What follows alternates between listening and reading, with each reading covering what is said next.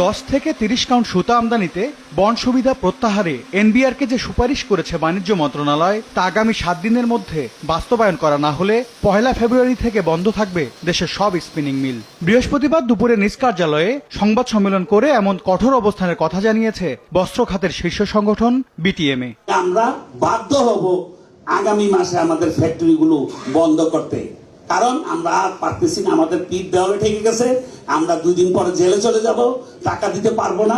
সুতাকল বন্ধ থাকায় শ্রমিক অসন্তোষ তৈরি হলে এর দায় দায়িত্ব সরকারকেই বহন করতে হবে বলেও স্পষ্টভাবে জানিয়ে দেয় সংগঠনটি। আমাদের কাপড় চোপড় রেখে খালি গায়ে রাস্তায় গিয়ে দাঁড়ানোর অবস্থা হয়ে গেছে। আমার বাড়িতে কিছুদিন পরে ব্যাংক লোক পাঠাবে, টাকা দেন। নতুন তো এখন হয় ব্যাংকের নিচে যে লোক বাদ্য বাজায়, তো বাদ্য যখন বাজাবেন তাহলে আমার প্রোটেকশন কি? বাদ্য বাজানোর আগেই ব্যাংক আর্থিক প্রতিষ্ঠান জানুক আমরা বন্ধ হয়ে গেছি, এখন বাদ্যটা কালকে থেকে বাজুক, কোনো সমস্যা নেই।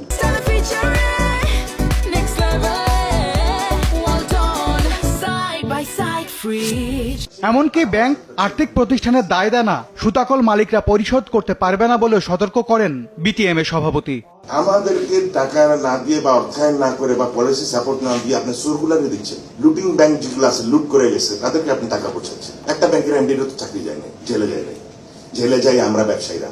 সরকারের এমন সিদ্ধান্ত দেশের প্রধান রপ্তানি খাত ধ্বংসে কোনো বৃহৎ ষড়যন্ত্রের অংশ কিনা তা খতিয়ে দেখার তাগিদ দেয়া হয় বিটিএম এর সংবাদ সম্মেলনে। এম এস আরিফিন, সময় সংবাদ, ঢাকা।